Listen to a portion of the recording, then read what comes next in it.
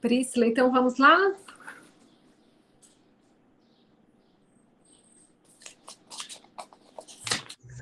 Orlene? Oi. Ei, querida, deixa eu desligar aqui só meu telefone, um segundo, Então, enquanto isso, eu vou me para a apresentando. gente não ter nenhuma inconveniência. Sim, claro. Meu nome é Orlene, eu sou enfermeira, sou professora da Universidade Estadual de Montes Claros, sou membro da Liga Vital de Cuidados Paliativos e Oncologia e sou voluntária da Associação Presente. E fiz questão de vir hoje com a blusa da Associação Presente. Eu Ah, quero agradecer a doutora que Priscila linda. pelo aceite, essa parceria juntamente com a Superintendência Regional de Saúde, na qual eu quero, na pessoa da Denise, que é a representante que está aqui, juntamente com mais 32 pessoas já. Agradeço a presença de todos e todas que se fazem aqui presente para discutir um tema tão importante que hoje será o manejo do paciente oncológico em tempos de pandemia. E nós não poderíamos deixar de contar com essa parceira que sempre aceita os nossos convites para compartilhar os seus conhecimentos, que é a doutora Priscila, egressa da Universidade Estadual de Montes Claros, é presidente da Associação Presente e é também coordenadora do Hospital Dia Oncovida. E eu quero passar a palavra para a doutora Priscila, e você terá, Priscila, mais 50 minutos para que a gente possa dialogar. Tá ótimo, Hoje a nossa perfeito. dinâmica será uma roda de conversa, então os participantes também fiquem à vontade para interagir com a doutora Priscila e extrair aí todo o conhecimento e poder aproveitar essa tarde. Obrigada, Priscila. Obrigada a você, Orlene, é uma honra estar aqui com vocês. Eu achei uma ideia fantástica a gente trabalhar isso, porque enquanto fundadora e presidente da Associação Presente, a gente percebe muita insegurança por parte até de cidades vizinhas para os nossos assistidos em casa, o que fazer com os assistidos, o que fazer com a família, como lidar com isso, né, nas cidades que circundam Montes Claros e na própria cidade de Montes Claros. Então, eu penso que a conexão digital foi um dos grandes ganhos que nós tivemos com a pandemia, porque não é só a conexão digital, é a gente unir pessoas, né, através dessa oferta que a tecnologia traz. Então, parabéns pela iniciativa, eu acho que o tema é extremamente sério, urgente, e queria, Orlene, te agradecer, não só pela sua visão enquanto enfermeira, enquanto alguém que pensa no bem coletivo, enquanto voluntária da Associação Presente, você e a Jo, né, que estão aqui presentes comigo, mas também eu queria parabenizar a Denise Silveira, que está aqui hoje, que ela é a nossa referência hoje na Superintendência Regional de Saúde de Montes Claros, e essa união de Superintendência Regional de Saúde e Universidade é uma união que ela vem a ser muito frutífera, ela vai dar muito certo, porque o conhecimento a gente constrói, né, como a gente constrói caminhos, é igual alguém perguntar assim, o que é que você sabe da pandemia hoje, depois de passados 6 meses? O que a gente sabe é que a gente aprendeu um pouco, mas nós estamos bem longe de saber muito ainda. Então, nós poderíamos ousar de uma maneira humilde em falarmos, gente, que tudo o que a gente sabe, que a gente sabe muito pouco. Nós queríamos respostas muito rápidas. E tudo que a gente está vivendo nesses 6 meses de pausa, né, de busca de desacelerar, de restrições de abraço, de ir e vir, até de, eventualmente, nós percebermos alguma redução na humanização nas unidades de terapia intensiva, nos hospitais, no serviço de oncologia, por exemplo, onde os acompanhantes não podem entrar, só o paciente que vai para o tratamento, né? Então, olha que perda que nós vivemos. Mas nós precisamos lembrar que todo o fundo do poço, né, enfim, tudo aquilo que você chega na fronteira, você também encontra, vislumbra algo diferente, algo novo do outro lado. E é isso que a gente quer. Eu penso que essa parceria do conhecimento com a parceria da assistência, que é o que vocês estão fazendo e promovendo aqui hoje, é algo tão frutífero, é algo tão importante, que o que a gente consegue gerar, além de tudo, é uma vontade, um desejo muito grande de que nós possamos ter segurança para cuidar dos nossos queridos. E é nesse sentido que eu me sinto extremamente honrada pelo convite, tanto a Orlene quanto a Denise, por estarmos nessa roda de conversa. Eu até queria sugerir, Orlene e Denise, que eu penso que existem tantas dúvidas, tantas perguntas, né, que eu gostaria, assim, de passar um pouquinho daquilo que a gente está vivendo nesses 6 meses, eu até enquanto oncologista, mas eu também queria que a gente aproveitasse mais o nosso tempo para que vocês perguntassem, porque o que é bacana é a troca, né? Aqui ninguém está aqui para ensinar, nós estamos aqui para fazermos troca, e a vida é uma troca, a vida o tempo inteiro, desde quando nós nascemos, até quando o último sopro da vida nos convida a não estarmos mais aqui, a nossa vida é uma via de mão dupla. Então é muito importante que essa troca aconteça, e vamos aproveitar esse momento que nós reservamos para estarmos todos juntos. Eu vi, Orlene, que tem alguém no chat comentando que às vezes está tendo alguma dificuldade para entrar. Aí, se o pessoal da equipe pudesse ajudar, assessorar, para que as pessoas pudessem entrar. Então, gente, antes de eu falar um pouquinho do manejo dos pacientes oncológicos, eu queria contar um pouquinho da minha história. Posso? Prometo que eu vou ser breve. Peguei uma água aqui, espero que vocês estejam bem. Espero que todo mundo possa anotar as suas dúvidas para que possamos juntos, hoje, crescermos nessa questão do conhecimento, da troca, mas principalmente que vocês saiam daqui percebendo o tamanho da nossa responsabilidade e o valor que cada um de vocês tem, exatamente onde vocês estão, né? A gente não busca. Então, eu começo contando a minha história.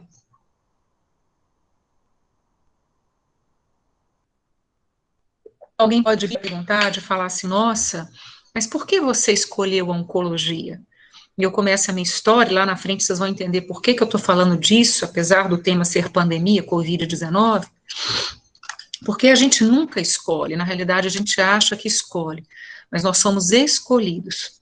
E é muito interessante, tem uma frase antiga que vocês já devem ter visto, que Deus, ele não escolhe os capacitados, mas que Deus capacita os escolhidos. Para nessa sala virtual, eu acredito que todos nós aqui juntos precisamos entender que fazemos parte do mesmo universo.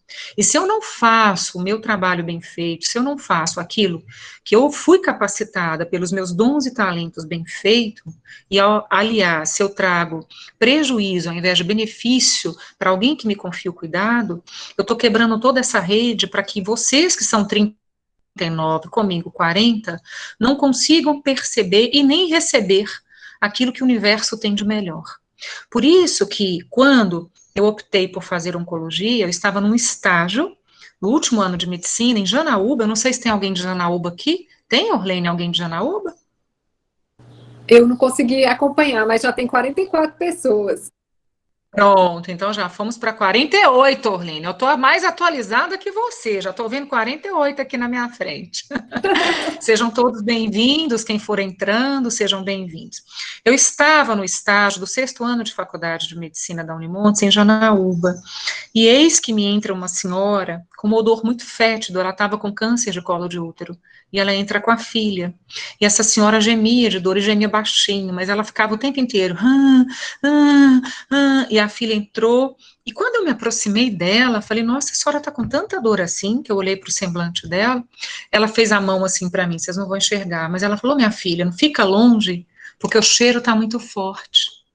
A própria paciente, ela aceitou estar numa posição de excluída, de marginalizada, porque ela estava constrangida com o próprio cheiro pútrido que o câncer de colo uterino, volumoso, claro, né, e avançado, estava produzindo a anaerobiose, aquele cheiro, aquele odor no ar. E aí eu a mediquei, eu fiz um analgésico nela, fiquei com ela várias horas no leito até ela adormecer. Na hora que ela adormeceu, a filha agradeceu, porque viu a mãe roncando, coisa que há dias isso não acontecia. E na hora que eu saí, a filha levantou e pegou no meu ombro e falou assim, doutora, deve ter mais ou menos uns 2 meses que a minha mãe não dorme. O que você fez para minha mãe?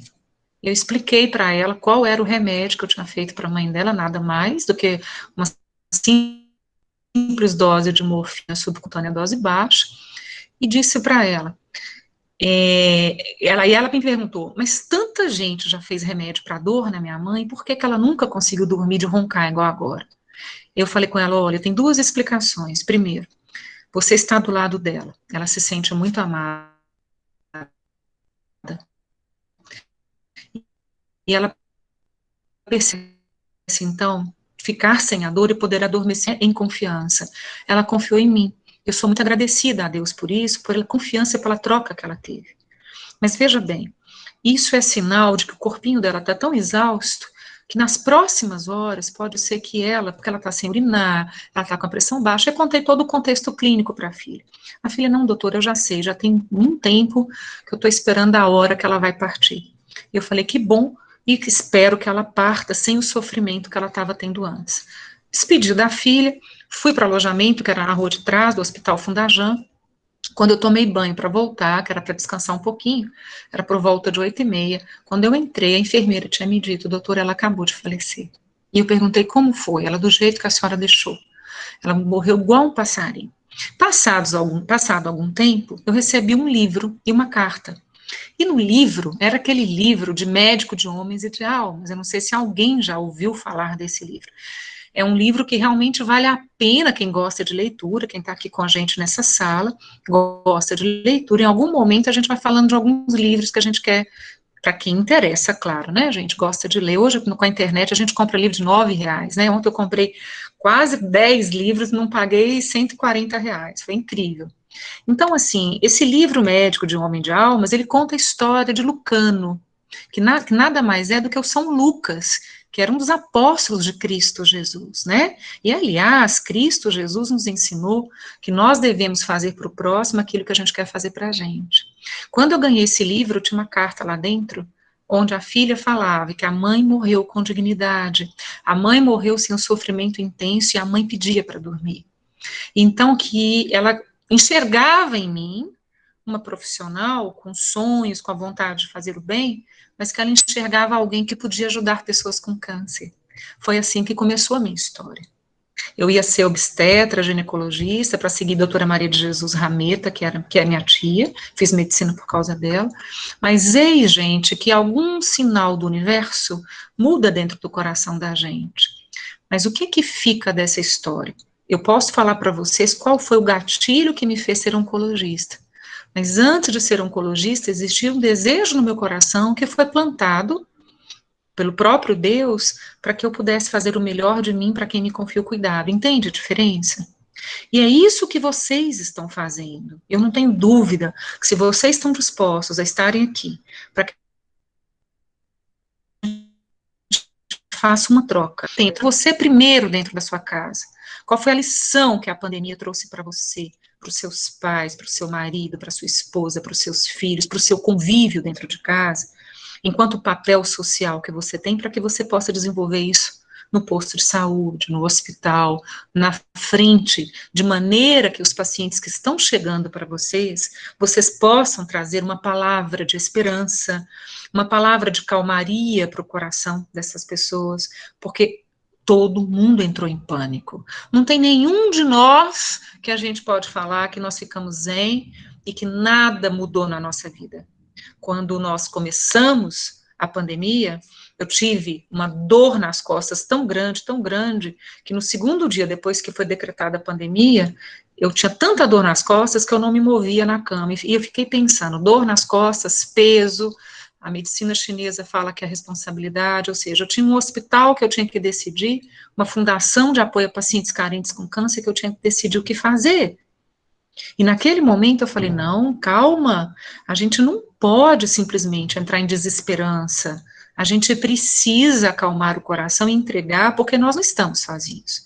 Nós temos um universo que cuida da gente. Mas todos nós passamos por momentos de muita aflição, de alto embate, enfrentamento pessoal e para aqueles à nossa volta, de pessoas que nos confiavam, saber o que fazer daí para frente.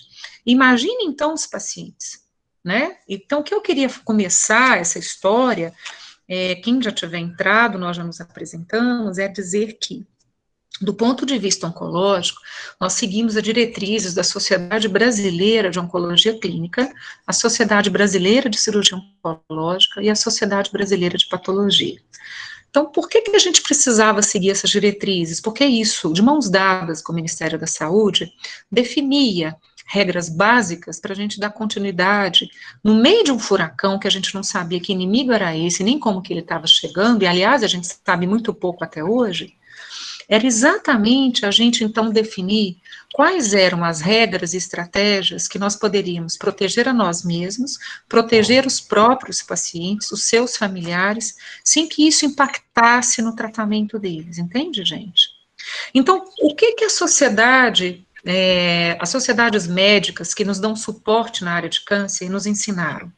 Nos ensinaram que os principais pacientes que entrariam no fator de risco, isso não mudou até hoje, olha para vocês verem, nós completamos amanhã 6 meses do decreto da pandemia pela Organização Mundial de Saúde, foi dia 11 de março. E o que a sociedade atualizou, eu vou até pegar o dado aqui dela atualizada hoje, ela entra com a atualização do mesmo jeito que estava há 6 meses atrás. Lembrando que os pacientes oncológicos de maior risco, e aí eu gostaria que vocês lembrassem, que são os pacientes com neoplasias hematológicas. O que eu quero dizer com isso? Os pacientes portadores de leucemia, linfoma e mieloma são os pacientes que mais correm risco, entende, gente? Então, Priscila, então não é um câncer de pele que é o paciente de maior risco? Não. Dentro da escala dos pacientes com câncer, os pacientes que correm maior risco de agravamento pela COVID são os pacientes com tumores hematológicos. De novo, gente, leucemias, linfomas e mielomas. Está claro para vocês isso? Porque esse é o nosso carro-chefe quando a gente fala de câncer. Dentro desse contexto dos tumores hematológicos, aqueles pacientes que passaram por um transplante de medula óssea com menos de 6 meses para cá, ou seja, do início do decreto da pandemia para cá, muitos não foram transplantados, nós sabemos disso, as salas de transplantes estão às moscas, né, infelizmente, muitos morreram no meio do caminho, mas pacientes transplantados também são pacientes de altíssimo risco para o agravamento. Mas isso por quê, Priscila? Porque são pessoas que estão usando medicação imunossupressora. Elas estão imunossuprimidas. Então, a imunossupressão é algo que nós nos preocupamos. E aí entra o terceiro elemento mais importante de quem está com câncer. Então, Priscila, que mais, além de ter leucemia, linfoma e mieloma, que me faz ir para o topo da lista de possibilidade de ter risco de agravamento pelo COVID, ou seja, de fazer a pneumonia extensa pela COVID, de precisar ser entubado, né, enfim, de sofrer um quadro séptico, né, de também fazer insuficiência de órgãos e vir a falecer. Além dos tumores hematológicos, além dos pacientes que fizeram transplante de medula óssea por causa desses tumores hematológicos, aqui também entram, gente, os pacientes que estão em quimioterapia.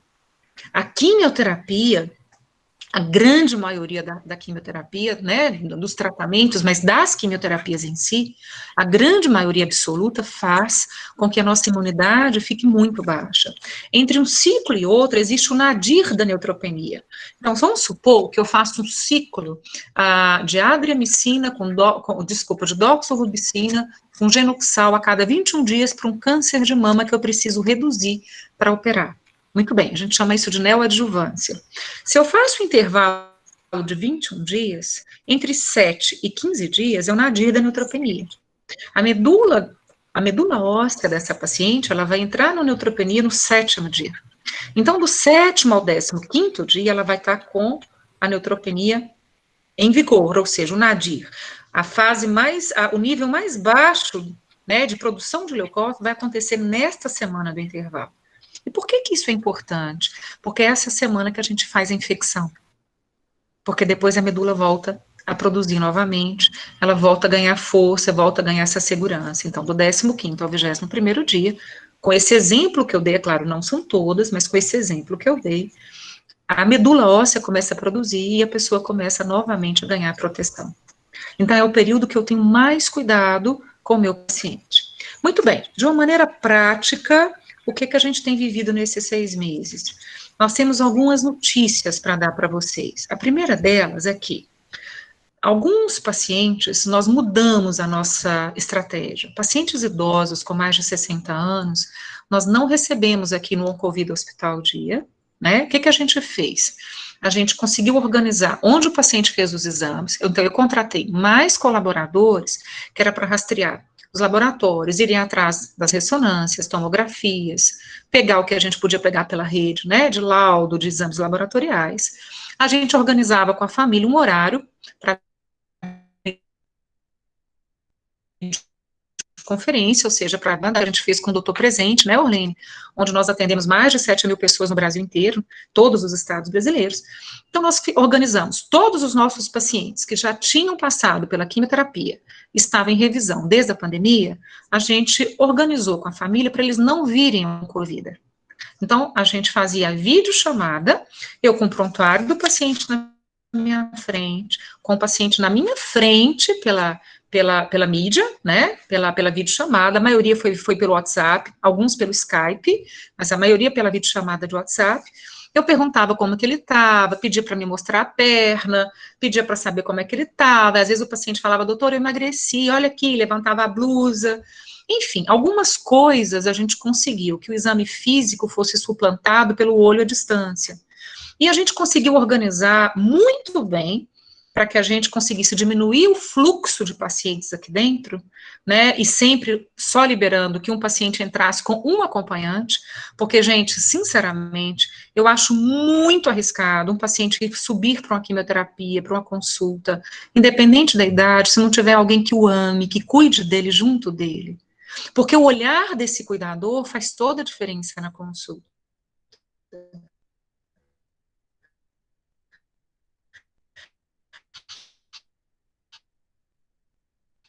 Então, de leitura, de classe, para vigilância sanitária, para controle de infecção hospitalar, e de uma maneira muito inteligente, nós conseguimos organizar os andares aqui do hospital para que nenhum paciente entrasse sozinho. Nós queríamos que o cuidador entrasse, porque eu também queria saber como é que estava a saúde mental dele. Eu também queria saber como que ele estava dando conta de estar dormindo, de estar alimentando, de ficar dentro de casa, de não sair. Porque isso para mim importa, porque se isso importa para o paciente, importa para mim enquanto médica, importa para você enquanto técnico de enfermagem, importa para você enquanto enfermeiro. Pois se nós queremos respeitar o sagrado do outro, o divino que mora no outro, eu preciso saber o que importa para ele. E todos nós temos pessoas pelas quais nós levantamos todos os dias e vamos trabalhar e vamos pagar nossas contas.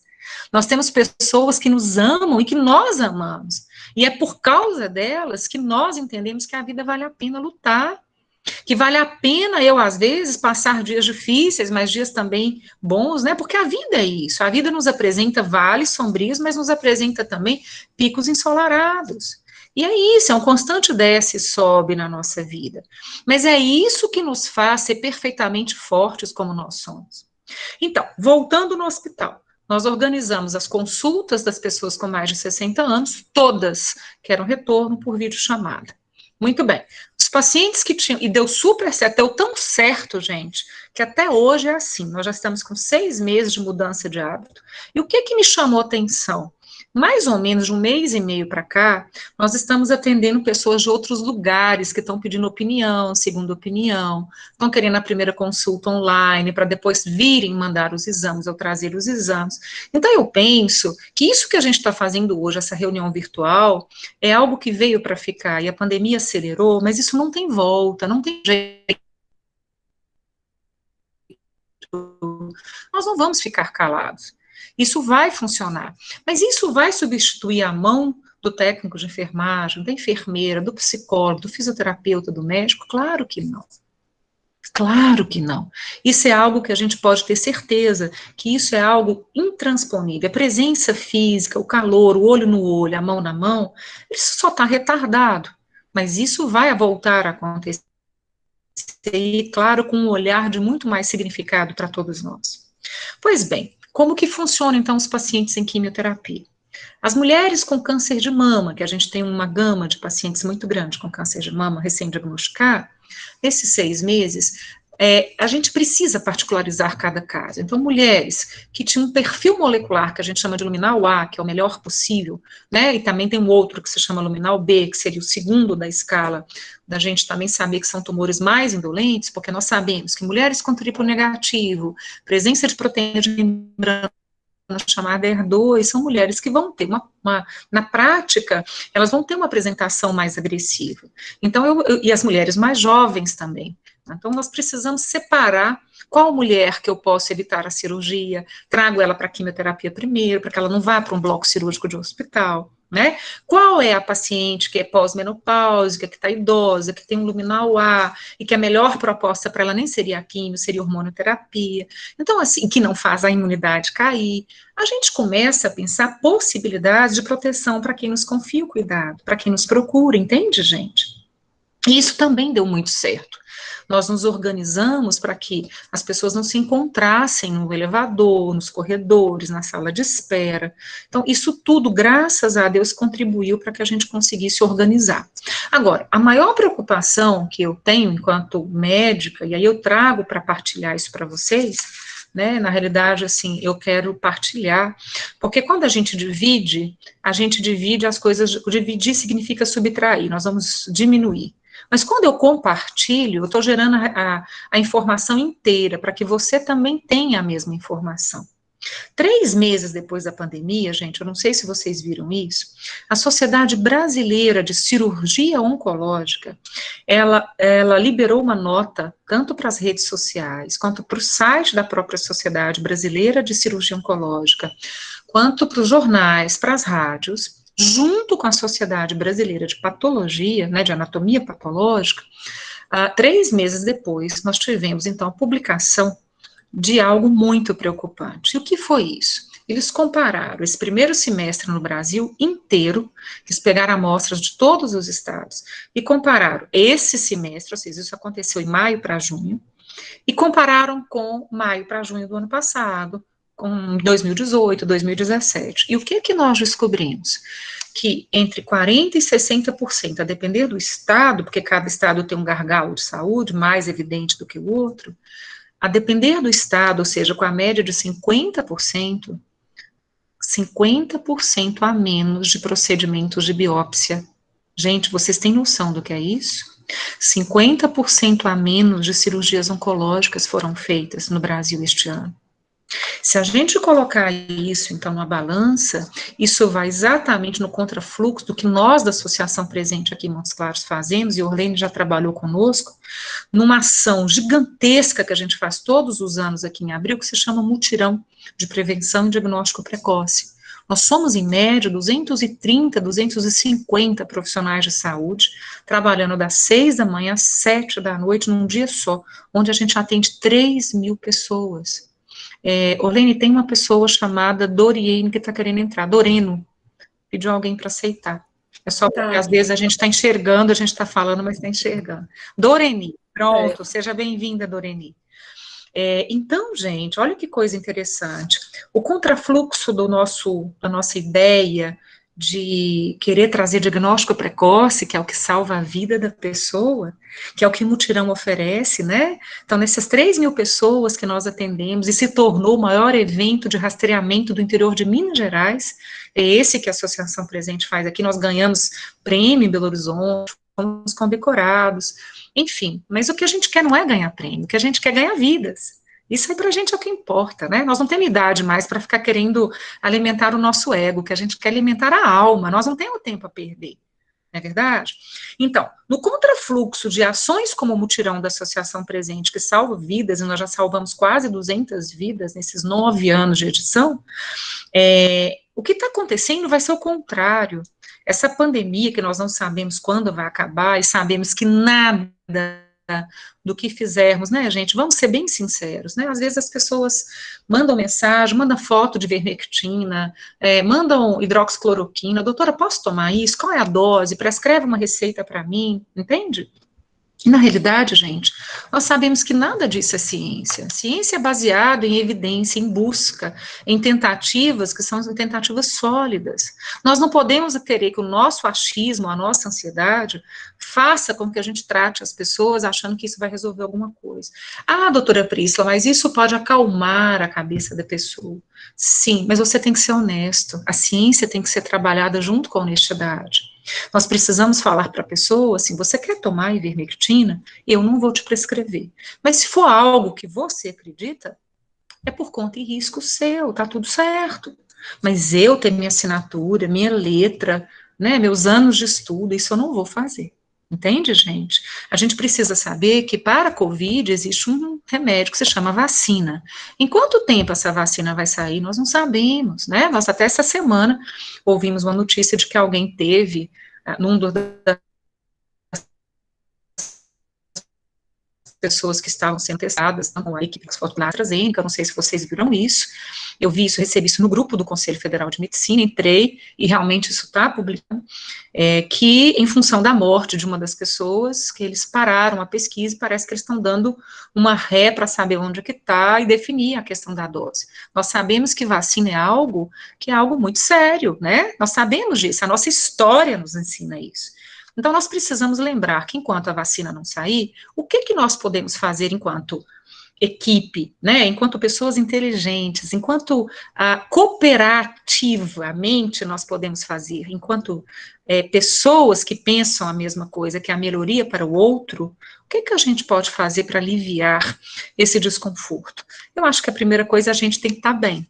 A saúde mental tem que sair de você, que é profissional de saúde, de mim, que é profissional de saúde, para que a gente consiga levar essa paz para o outro. É a mesma coisa. Quando eu sou oncologista e sou paliativista, então, se eu estou diante de uma pessoa num leito de morte, e a família está do lado dela, e eu já orientei a família inteira, que a gente não passa sonda, né, a gente não faz via alimentar, por sonda nasentérica, gastrostomia, as pessoas que estão nas últimas horas de vida, e a família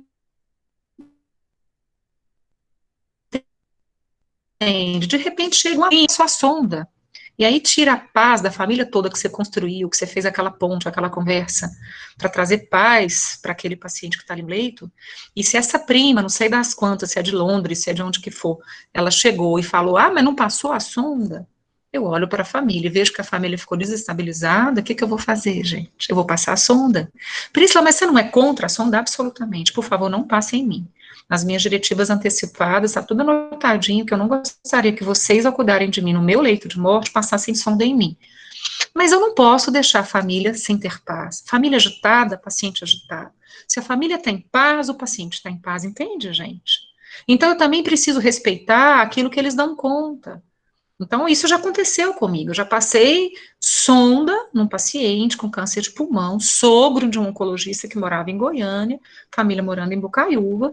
E eu já tinha conversado isso com o paciente, ele estava comigo há 3 anos e meio, conversado com a família. Ele começou a fazer pneumonia de aspiração, até que chegou alguém da família e me cobrou a sonda. Naquele momento, eu entendi que não adiantava eu querer pegar artigo e mostrar o artigo para a pessoa. Né, quantos artigos seriam? São muitos. Pelo próprio exemplo. E aí eu peguei e falei, tá bem, se para você isso importa, eu preciso que ele tenha paz. Se isso trouxer paz para você, isso vai trazer paz para ele. E aí eu fui no ouvido do paciente, o paciente estava bem obnubilado, ele estava bem prostrado, mas eu fui no ouvido dele e falei para ele, seu fulano, eu só me desculpo o que eu vou fazer, mas eu preciso que a sua família tenha paz, e por isso que eu vou passar a sonda, mas se o senhor não estiver insatisfeito com a sonda, o senhor se manifeste de alguma maneira, né, para que sua família entenda que o caminho não seja a sonda. Então, eu fui muito, vamos dizer assim, eu fui muito perspicaz de querer trazer no inconsciente do paciente essa comunicação e de pedir permissão para ele para fazer algo que nós não tínhamos combinado. Gente, eu passei a sonda, não deram 6 horas, eu estava aqui num Covid, me ligaram do hospital, que essa pessoa que pediu para passar a sonda queria falar comigo. Quando eu vou com essa pessoa ao telefone, ele fala, Priscila, ele agitou demais, ele está extremamente agitado, eu tive que amarrá-lo no leito. Eu falei, caramba, e ele está mais secretivo. Em 6 horas o paciente ficou secretivo, gente, né? Aí eu perguntei, o que você quer de mim? O que é que você espera que eu faça? Não, eu quero que você tire a sonda, você estava certa. Imediatamente eu pedi para tirar a sonda, quando foi mais tarde eu terminei meus atendimentos, fui para o hospital, e o paciente estava muito parecido com o que eu tinha deixado antes da passagem da sonda. Então, gente, isso é um exemplo de que nós precisamos entender que aquilo que traz paz para o paciente que chega para você é o que traz paz para você, porque você está ali inteiro para cuidar dele. Você usa seus dons, seus talentos, né? Você ganha seu sustento honesto no final do mês, fazendo o melhor que você pode. Nós somos equipe, ninguém trabalha sozinho. Eu preciso do outro para trabalhar comigo. E aí vocês fazem isso, olha que espetáculo. Vocês estão respeitando o que importa para ele. Então, voltando na questão da nossa conversa, que é sobre pandemia, que é sobre Covid, é muito importante nós lembrarmos que um paciente com câncer, gente, não quer dizer que é um paciente que vai ter risco aumentado para Covid. Por quê? Lembra quando eu falei os 3 elementos que são os que mais agravam? Vamos falar de novo, porque isso tem que ficar na cabecinha de vocês. Nós somos 65 pessoas juntos aqui agora. Então, o que é importante que vocês saibam? Que nós temos 3 elementos que me preocupam. Se eu estou fazendo tratamento para leucemia, se eu estou fazendo para linfoma ou para mieloma, opa, liga o pisca-alerta, sinal vermelho, porque esse paciente tem um risco maior de complicação. Eu preciso, então, independente da cidade que você mora, você precisa ter uma conexão com este hematologista, que é para saber o que está acontecendo, qual que é o nadir da neutropenia dele, se ele está com a defesa baixa. Eu não posso ficar com esse paciente dando sopa, né, andando para cima e para baixo. Eu tenho que ter um cuidado maior para ele. Então, nós já falamos que esse é a nossa primeira preocupação no paciente com câncer, a segunda no paciente que fez recentemente, nos últimos 6 meses, transplante de medula óssea, e no paciente oncológico, que não é tumor hematológico, mas que está com câncer de pulmão, câncer de intestino, câncer de mama, câncer de vesícula, pâncreas, o que for, um tumor sólido, né, que é o que a oncologia eu faço. Se ele estiver em quimioterapia, isso significa que em algum momento ele vai estar com a imunidade baixa. Eu preciso identificar que momento é esse, para eu poder ajudar este paciente a ficar mais protegido.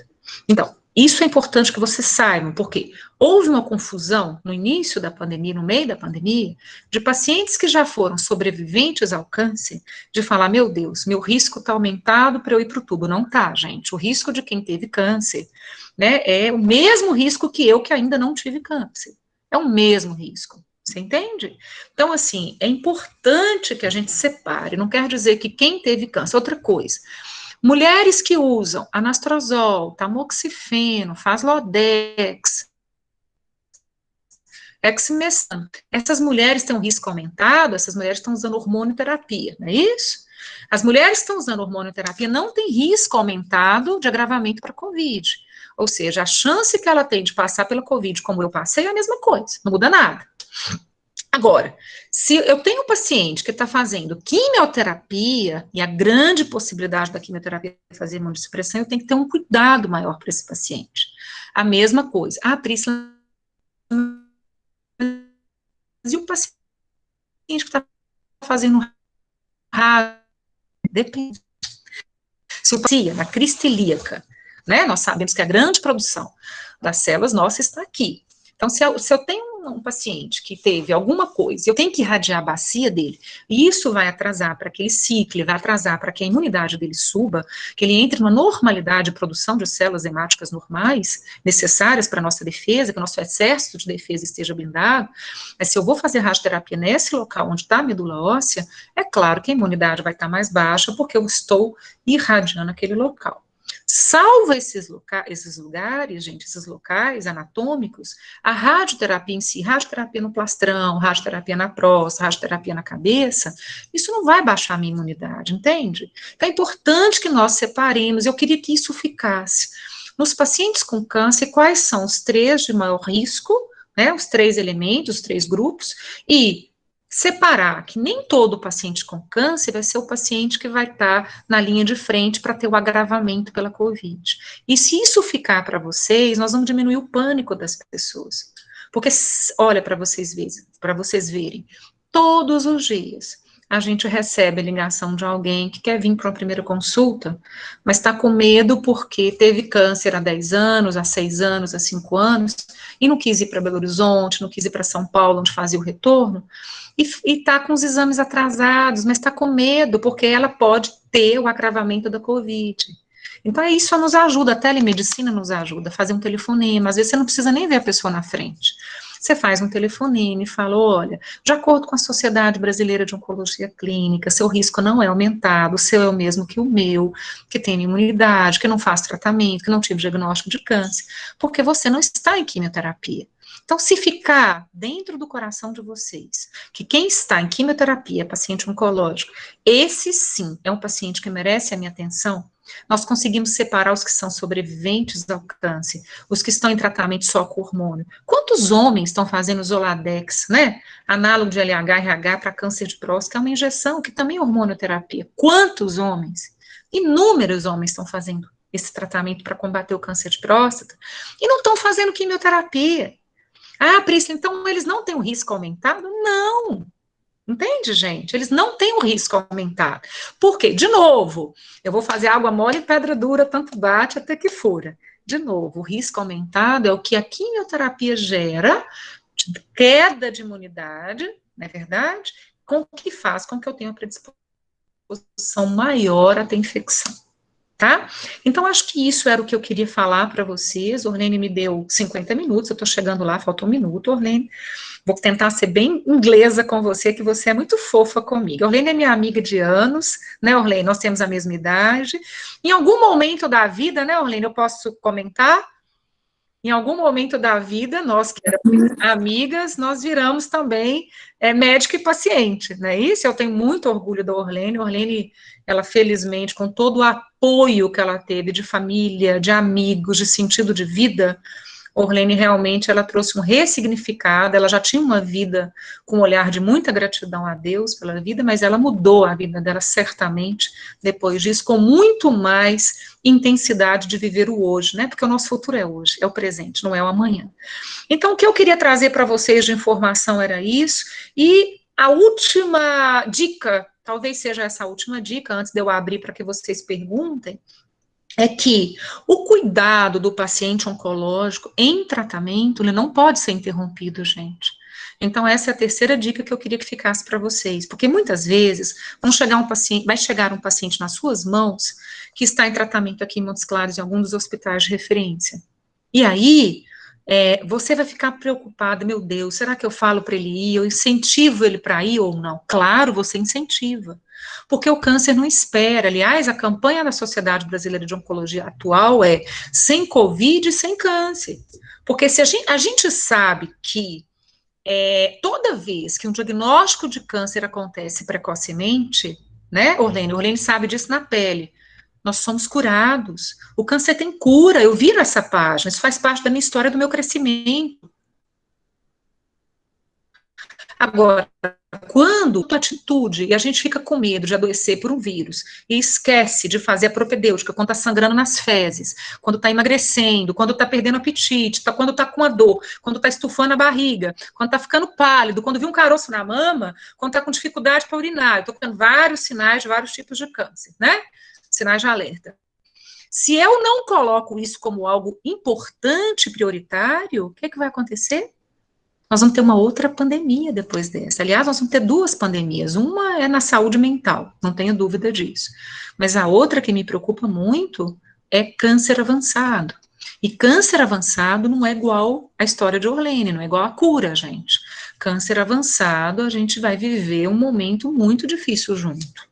Não estou falando que não tenha cura, mas nós reduzimos muito a nossa possibilidade de cura num paciente com estágio 3 e 4. Então, seria muito oportuno que nós lembrássemos da Associação Presente, quando ela organiza um mutirão, e esse ano ela não pôde fazer, foi lhe tirado o direito de fazer, não por ninguém, pelo próprio universo, né, porque a Covid, ela foi global, ela é global. Então, nós não podíamos aglomerar e fazer com que as pessoas corressem risco, nem as pessoas que estavam buscando ser examinadas por profissionais de excelência, e nem nós que estávamos ali trabalhando.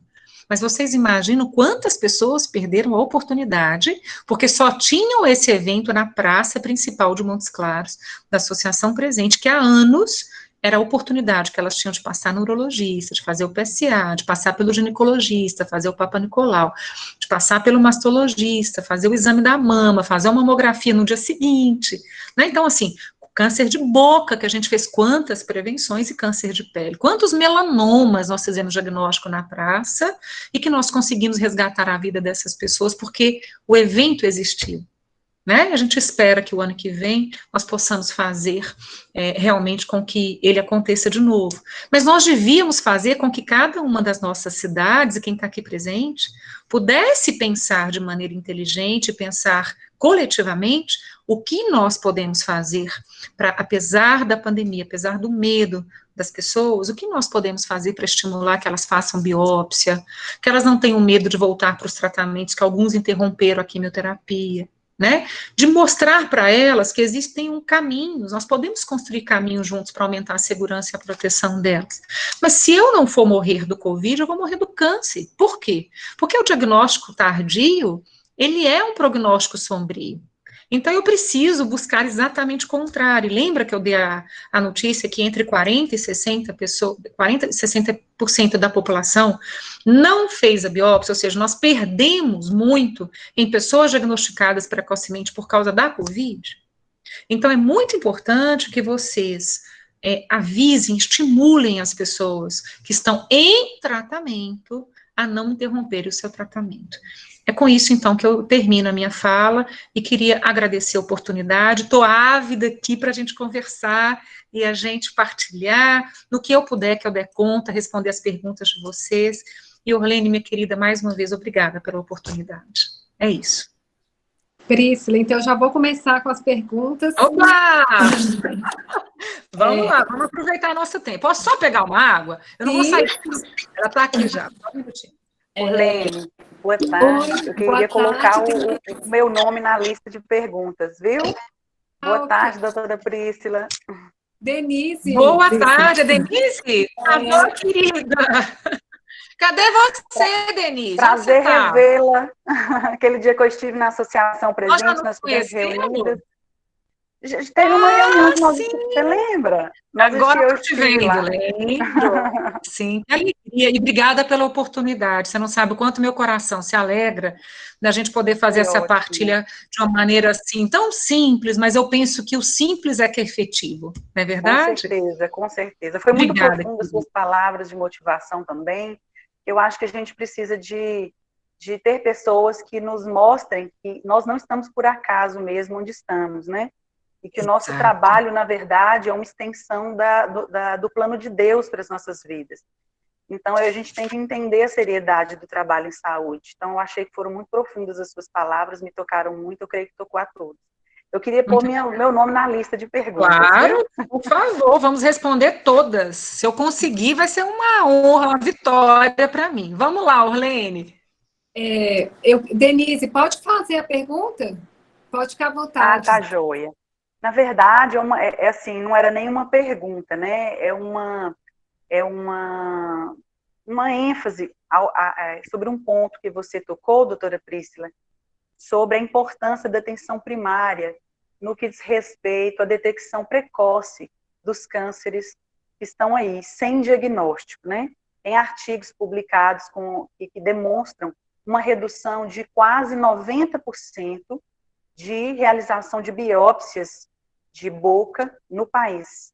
Então, nós temos realmente um quadro terrível, onde pessoas serão diagnosticadas, porque o câncer está lá, né?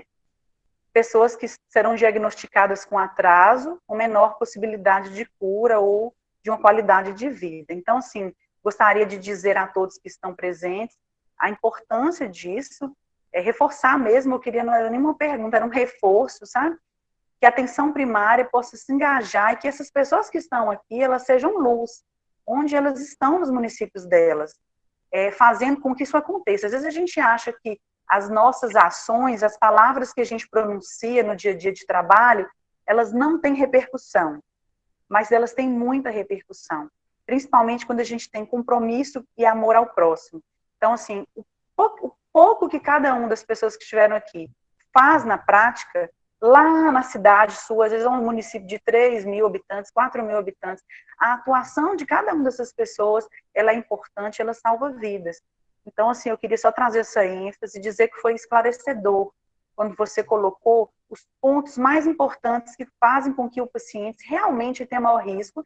Quando a gente fala de maior risco, a gente está falando de risco de agravamento da Covid, né? Exatamente. A gente está falando de risco de agravamento da Covid, porque o risco de infecção, ele está relacionado também mesmo aos cuidados, né, de higiene, de infecções, que é o cuidado para que a pessoa não seja infeccionada, receba a infecção do vírus, né?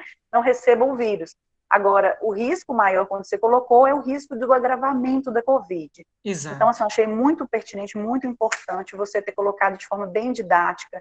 Isso eu gostaria de agradecer e mesmo pedir a todo mundo que esteja presente, que está presente, que faça esse movimento no seu município. É uma perda muito grande, as ações que vocês estão deixando, que vocês não puderam fazer, né? Foi uma perda realmente muito significativa para a população de Montes Claros, né? E a gente entende até que tem pessoas de fora que estavam nessas ações, verdade, que não puderam ter acesso a elas, mas que a atenção primária, como o ponto de atenção mais próximo da casa das pessoas, possa fazer esse papel nesse período tão difícil e de estar realmente, por meio do telemonitoramento, teleorientação, tá levantando sinais e sintomas na população. A gente sabe que a população tabagista, maiores de 45 anos, alguns hábitos de vida vão estar já sinalizando, né, para a equipe. Então, a gente pede que a equipe faça uma busca ativa dessa população no território, a partir das equipes do território, para que essa busca ativa ocorra e que esse paciente tenha uma chance de ter uma vida digna, né, de ter uma possibilidade de diagnóstico e cura. Era isso. Nossa, obrigada, doutora. Bacana demais, Denise. Eu queria aproveitar, eu vou ser rápido, Orlene, mas eu preciso falar mais alguma coisa do que Denise disse, porque foi muito pertinente tudo que a Denise disse. Gente, o nosso entusiasmo está diretamente ligado ao nosso propósito de vida, né? A gente não faz o que a gente faz para ganhar o que a gente ganha no final do mês. A gente faz o que faz porque isso é muito maior.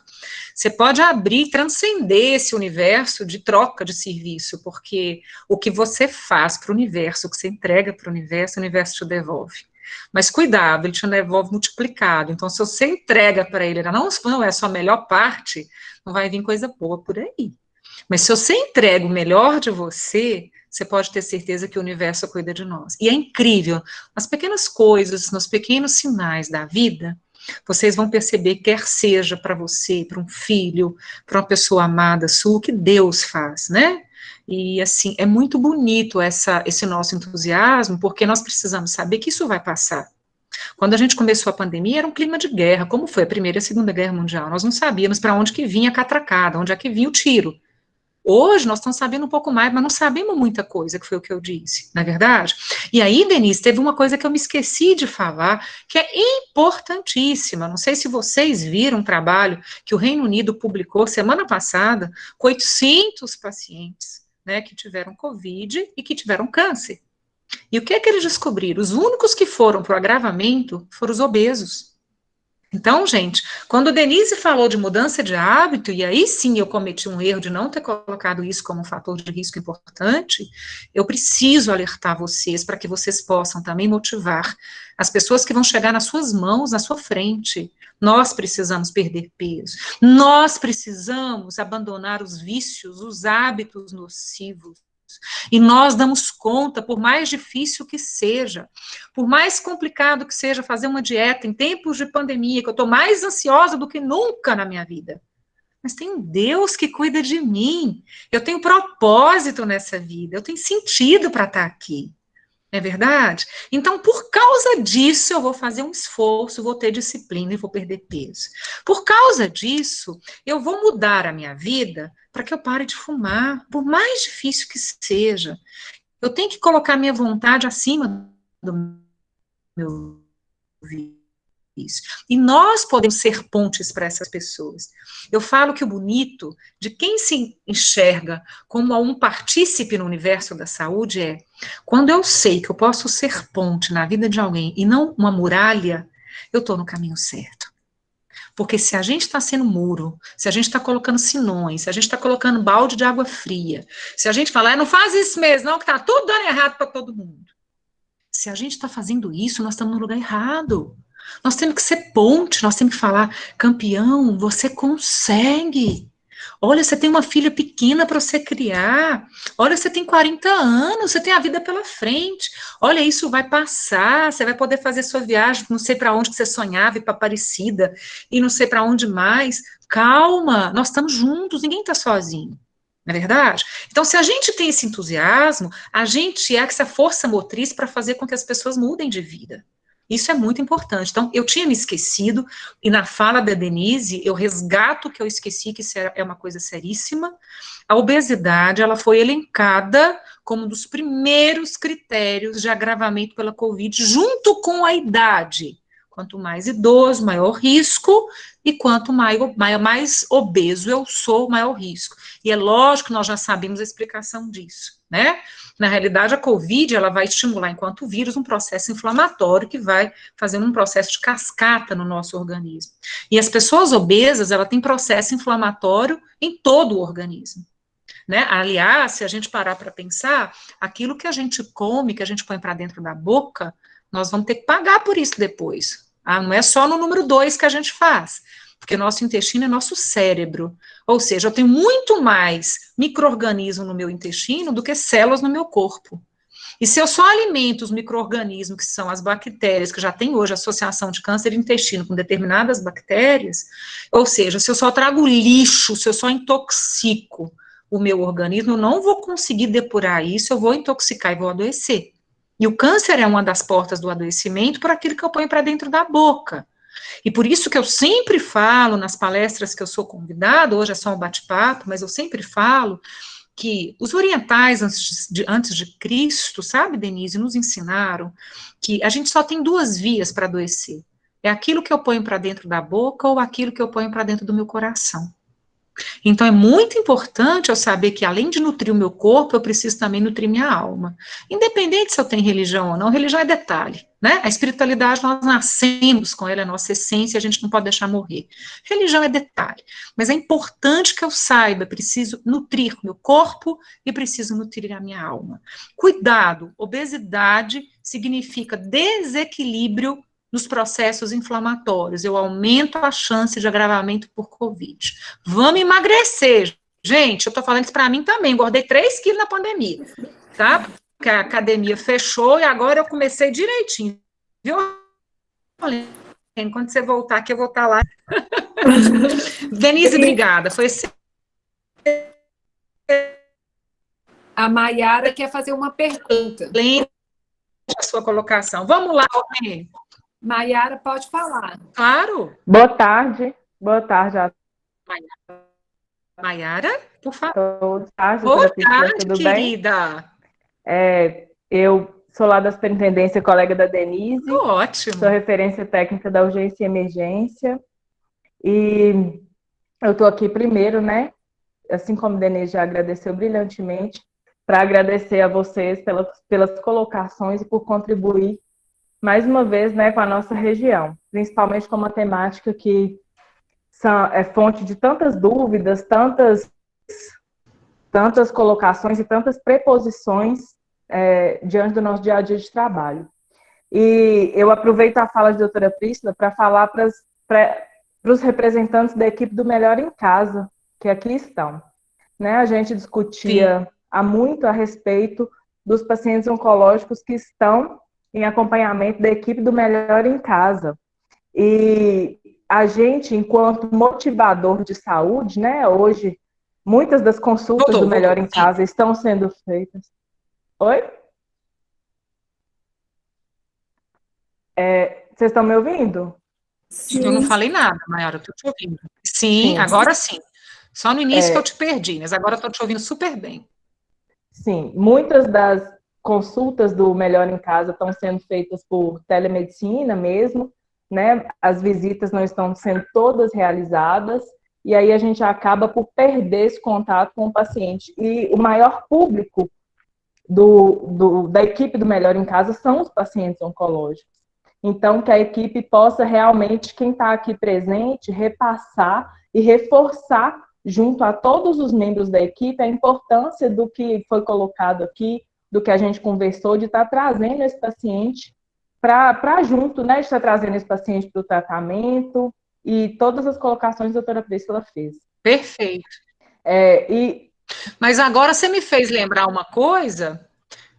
Desde que a gente, uns 3 meses para cá, a Jaqueline, que é a nossa enfermeira anjo, né, que a Jaqueline é um anjo sem asa na Associação Presente, ela tem identificado uma demanda muito alta de visita domiciliar, e nós interrompemos as nossas visitas domiciliares nas quartas-feiras pelos cuidados paliativos.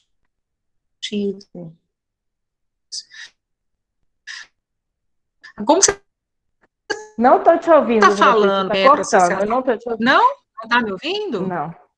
Que pena. Orlene, você está me ouvindo? Está cortando, Priscila. Fecha a sua câmera para ver se ajuda. Agora melhorou, gente? Melhorou. Sim. Tá. Hein, Maiara? Então, eu estou querendo, na realidade, fazer uma conexão, porque a Jaqueline tinha me dito assim, doutora, não sei o que aconteceu, mas nos últimos meses, a nossa demanda de pessoas nos bairros querendo a nossa visita aumentou muito. Nós temos toda quarta-feira, Maiara, um ambulatório que é gratuito para a população de cuidados paliativos. Nós fazemos. Eu tenho 2 residentes de geriatria, tem a Liga de Oncologia, que elas não estão indo, nós estamos revezando para não ter tanta gente aglomerada. A Jaque comigo, nós temos a nutricionista, a psicóloga, uma equipe multi. E a gente sempre fez visita domiciliar na quarta-feira. De uns 3 meses para cá, a Jaqueline identificou um aumento muito grande de pessoas querendo a visita domiciliar. E nós não paramos, nós seguimos com as visitas, é claro, com todo cuidado, diminuímos o número de pessoas da equipe, nós já levamos todo o material nosso para nós higienizarmos quando a gente for estar diante do paciente, a maioria está acamado, né? Mas são pessoas que estão em sofrimento, e sofrimento é urgência, gente. Sofrimento não dá para esperar. Então, eu lembro que tinha uma pessoa de vocês, o nome dela é Gláucia, ela é médica. Nós olhamos alguns pacientes para ela.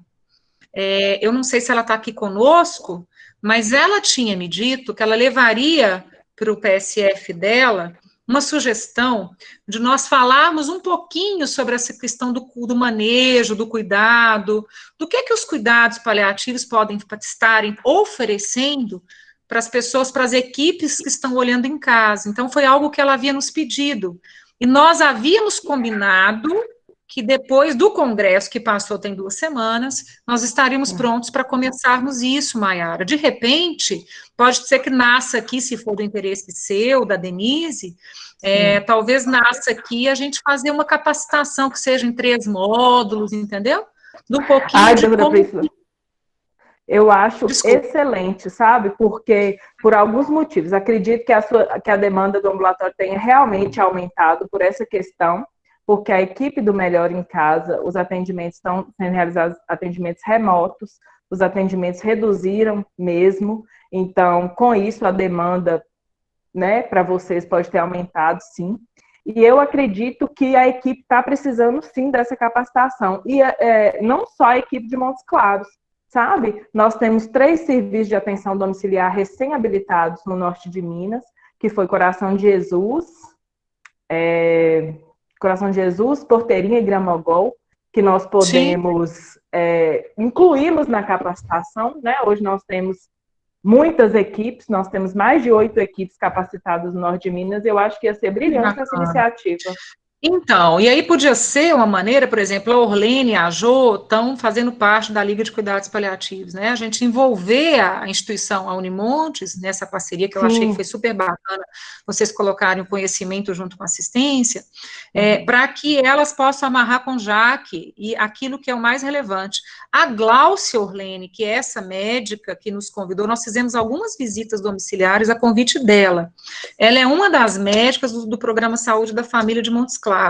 Na associação tem um contato dela, ela anotou tudo aquilo, ela me acompanhou em algumas visitas com a minha equipe, da Presente, e ela anotou muito aquilo que era interessante, focado na vivência dela. Talvez fosse bom a gente pegar a partir daí e abranger aquilo que para vocês é relevante, para vocês importa.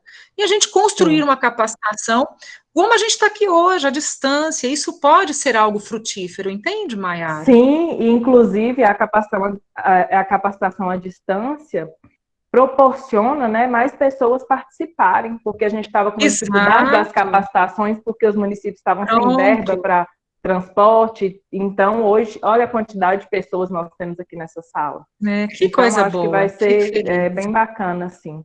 Tá bom, Maiara, eu obrigada. vou pegar os contatos com Denise e a gente continua nessa articulação, tá bom, certo? Vocês amarram isso com o grupo da Unimonte, porque esse grupo da Unimonte, eu não saio de perto dessas meninas, não. Essas meninas são... nem nós agora, viu? Nem nós. Nós colamos agora e vamos Orlene, nós estamos juntas há anos, né, Orlene? Né? Agora que nós não vamos ficar, pelo contrário.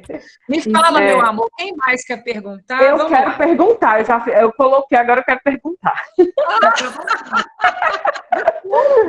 Eu achei que você foi fazer um comentário, perdão, Maiara. Por favor.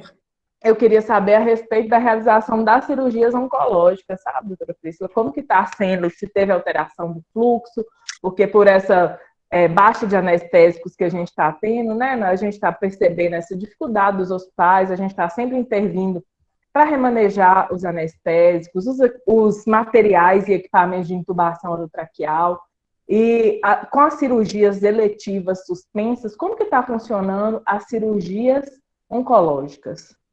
Na realidade, não era para a cirurgia oncológica estar suspensa, mas, na verdade, na prática diária, o cenário nosso é caótico, né? Nosso clima ainda é um clima de guerra, infelizmente, e por todos esses fatores que você já elencou, que não precisa que eu volte a falar sobre a falta de insumos, de materiais, né? A maneira como os blocos estão se organizando, a gente também tem que lembrar que os hospitais ainda estão vivendo gargalos de saturação, né? As equipes estão com muitas baixas, muita gente contaminada, a gente está vivendo muito isso, né, Maiara?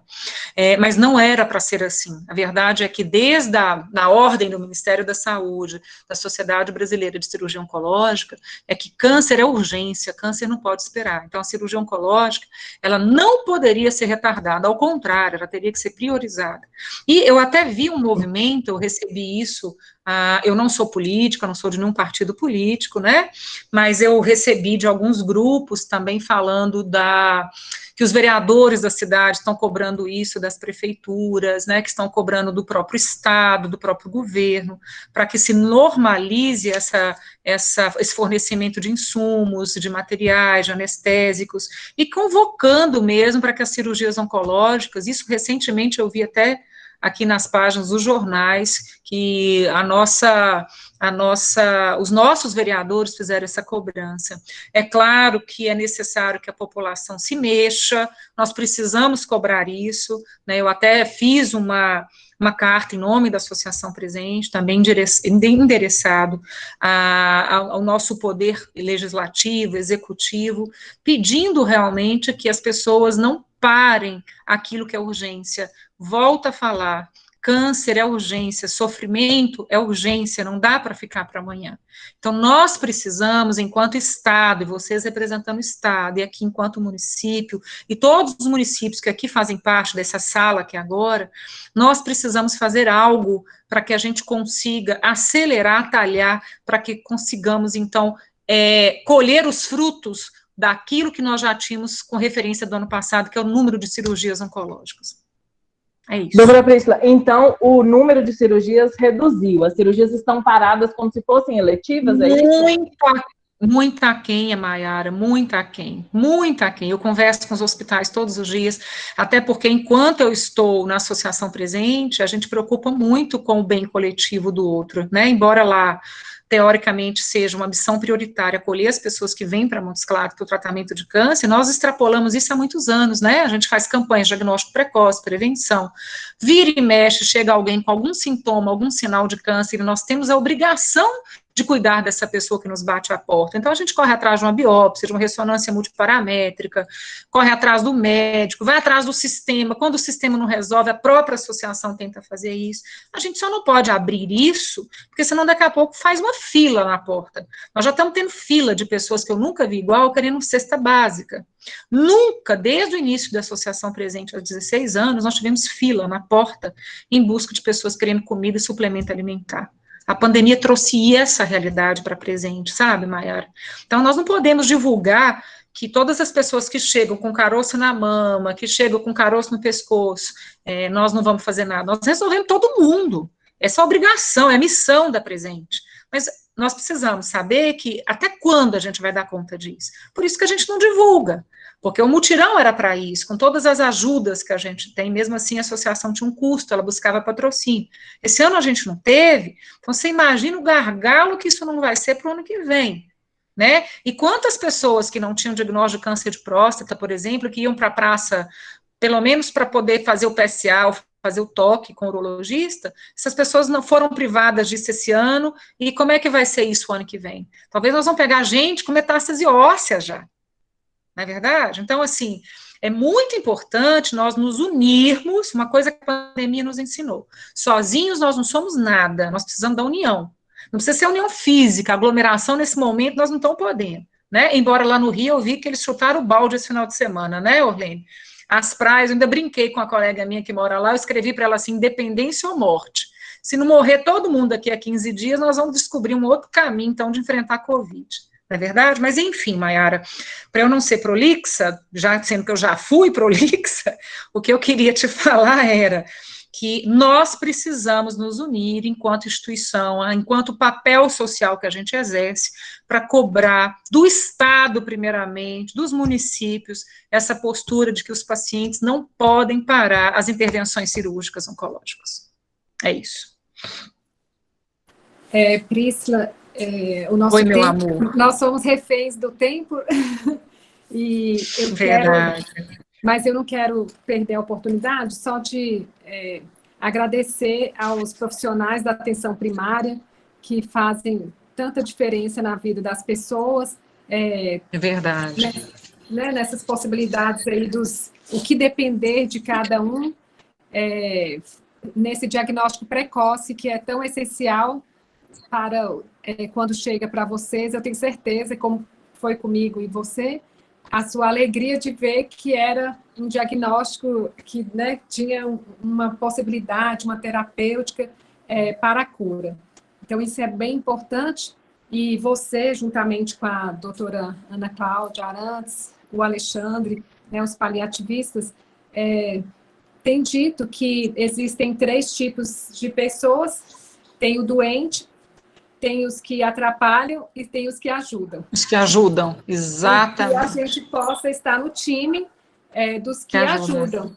Então, sim, que essa escolha, né, a doutora Ana Cláudia até fala muito que no grupo dos que atrapalham já tem muita gente, não tem mais lugar. Né? E já não temos mais espaço, já a porta já fechou. É isso aí. Então, que nós possamos fazer essa escolha. E eu quero destacar também, Príscila, que algo que é bem importante, que eu considero, na minha relação com você, né, eu paciente, porque em algum momento, né, eu estive paciente, né, eu continuo no acompanhamento com você, mas quando eu estava adoecida mesmo, que eu passei por todo o tratamento, do respeito que você teve da minha subjetividade. E isso aí é algo que transcende protocolos, porque por mais que tenham evidências científicas e que né, os profissionais, e eu como enfermeira sei da importância da evidência científica, de que possamos seguir os protocolos, mas ali tem uma pessoa, e essa pessoa é como você colocou muito bem, nós temos que ouvir a vontade daquela pessoa, nós temos que saber o sagrado daquela pessoa. Né? Então, assim, eu compartilho aqui com vocês que quando eu cheguei para a doutora Príscila, que ela foi traçar o plano terapêutico juntamente com o mastologista, a primeira opção era fazer a cirurgia e fazer a reconstituição da mama, né, imediatamente. E eu fiz a opção por não fazer reconstituição da mama. E você me respeitou. Por mais que havia evidência científica que mostrava, né, e eu lembro que o cirurgião, o mastologista, ele ficou extremamente, né, chateado. Ele falou, não, Orlene, mas né, você é enfermeira, você sabe, né, das evidências científicas, para você vai ser melhor. E aí, né, você falou, não, se você não quer, nós não vamos fazer. Então, essa questão, ela foi, assim, primordial, assim, do respeito que você teve, né, com relação ao meu desejo, que aquilo não ia, né, por mais que tenha uma evidência científica, que ela mostra, mas só que naquele momento o mais importante para mim era, né, me livrar do câncer, e não a questão estética. Então, assim, isso é primordial, né, para além dos protocolos, que nós possamos ver um ser humano, uma pessoa, e que nós possamos escutá-lo. E às vezes a gente se prende muito em protocolos e se justifica, né, até para agredir a pessoa usando o protocolo. Então, e às vezes se torna agressão mesmo. E aí eu queria destacar esses pontos, e essa tarde aqui foi como ler Foucault, porque Foucault fala muito do poder produtivo, e como que essa tarde, né, ela não vai ficar aqui, né, ela vai ter desdobramentos, que nós possamos sim, né, fazer esse poder que nós temos, que seja para fazer o bem, como você muito bem colocou. E destacando que nós só vamos conseguir fazer o bem se nós cuidarmos de nós, né? Cada um cuidar de si. E Foucault também traz isso muito forte, porque ele coloca que quem não cuida de si despenca no outro. Então, que nós possamos ter a responsabilidade de cuidar de nós, para que nós possamos, né, ser esse poder produtivo de ajudar, né, o próximo. E eu quero agradecer demais, Pisa, em nome da Universidade Estadual de Montes Claros, do nosso programa de pós-graduação em Cuidado Primário em Saúde. A Denise é egressa do nosso programa, e é uma alegria muito grande, porque isso aqui é um poder produtivo, e que vai, com certeza, trazer muitos frutos. Muitos frutos bons. É verdade. Orlene, eu queria muito te agradecer, e eu vou encerrar minha participação também, dizendo da minha honra, da seriedade, que é essa roda de conversa nossa, né, me colocar à disposição de vocês. Vocês sabem que a Associação Presente, ela ocupa um espaço de muita responsabilidade social, porque a nossa missão é trazer de retorno para a sociedade aquilo que o gargalo do SUS, né, não consegue fazer com que seja efetivo ou que seja célere. Então, a associação quer, além disso, isso é protocolo, o Orlene falou isso muito bem, a associação quer ser alguém que cuida de alguém, né? Então, lá vocês vão encontrar pessoas que cuidam e cuidam com muito amor. Mas eu queria terminar, Orlene, lembrando a vocês, toda segunda-feira, gente, eu faço a reflexão do Evangelho para os assistidos aqui do Oncovid Hospital Dia, da Associação Presente, e para as pessoas que queiram. E essa semana eu fui falar da importância de nós nos amarmos, né? O Evangelho me dava esse gancho, e na hora da inspiração, o que me veio foi realmente falar da importância da gente gostar da gente. Então, você que está na assistência primária, né, você que está recebendo esse paciente primeiro, você precisa lembrar, porque às vezes você também não está se dando valor. Você tem que lembrar que nesse universo você é responsável por essa pessoa que chegou à sua frente. Independente se o seu chefe, independente se o médico que é chato, né, porque independente se a pessoa que está sendo inflexível, não está entendendo a sua dor daquela hora, não está doendo nela a dor que está doendo em você, você precisa lembrar que se você fez o bem para alguém, se você foi ponte na vida de alguém, você melhorou o universo, e o universo está reverberando em bondade, em generosidade para você e para aqueles à sua volta. Então, não se desvalorize, valorize você, o seu trabalho, onde você está, o que você está fazendo, o porquê que você faz o que você faz. Olha, para vocês verem, hoje eu fui atender uma paciente, o convênio dela é Ipseng, nós estamos atendendo Ipseng tem menos de um ano, e foi por causa de uma professora que queria muito tratar conosco e se recebeu o nosso cuidado, é que eu realmente introduzi o Ipseng aqui, e para minha surpresa o Ipseng cresceu tanto aqui, que nós estamos tendo que pedir para parar, de tanto paciente que está chegando para um Covid. E eu fui levar a paciente lá em cima para mostrar para ela onde ele ia receber a quimioterapia. O último andar nosso é o hospital, onde tem os leitos, onde tem os quartos, né, enfim, tem o cafezinho, tem a música, tem o biscoito, as meninas são muito amorosas, a equipe chega junto, nós temos uma psicóloga de excelência, extremamente humana, que é a Yara, e a paciente olhou para o quarto e falou assim, doutora, mas eu não tenho dinheiro para pagar isso aqui. Eu olhei para ela e falei, mas a senhora tem Ipseng, mas eu não vou dividir o quarto com outras pessoas. Eu falei, meu amor, você tem que agradecer todos os dias a Deus, você tem Ipseng, você vai receber um quarto sozinho, um apartamento para você vai escolher alguém para te acompanhar no tratamento, nós temos que dar valor àquilo que a gente tem. Então, o que eu disse para ela, e ela já chegou achando que ela era menos, porque ela tinha Ipseng, né, eu digo a mesma coisa, porque que às vezes Está falhando, Priscila.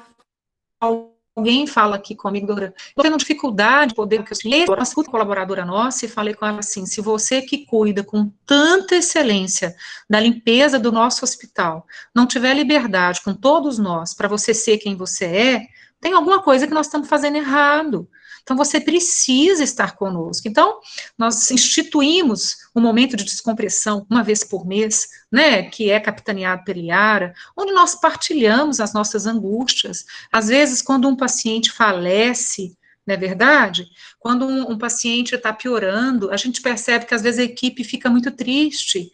E para que a gente evite que o burnout aconteça, a gente chega antes, né, com leveza, com motivação, com esperança, afinal de contas, esse é o nosso trabalho. Então, o que eu queria trazer para vocês era uma mensagem realmente de esperança, isso vai passar, mas, por favor, não deixe a qualidade daquilo que vocês se capacitaram a fazer que aconteça, porque alguém vai deixar de ser beneficiado se as suas mãos não tiveram o compromisso, a atitude, não alinharam, não amarraram para que essa pessoa corresse para uma biópsia, para que essa pessoa pudesse ser olhada por um médico, né? Nós precisamos fazer todos a nossa parte, né? Precisamos sermos todo parte desse universo.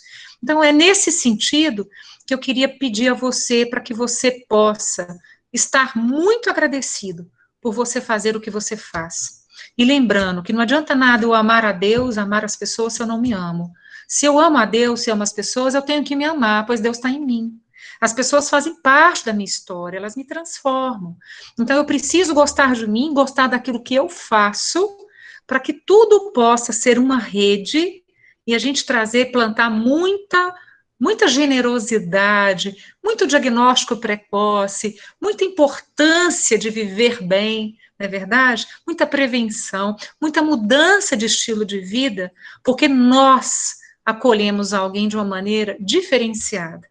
É isso que eu desejo a todos. Orlene, muito obrigada, querida. Beijo, boa tarde para todos e todas, e vamos esperançar. É isso mesmo. Um beijo, boa tarde, até a próxima. Ficam com Deus. Boa tarde. Obrigada, muito obrigada. Então, agradeço a todos, boa tarde e até a próxima.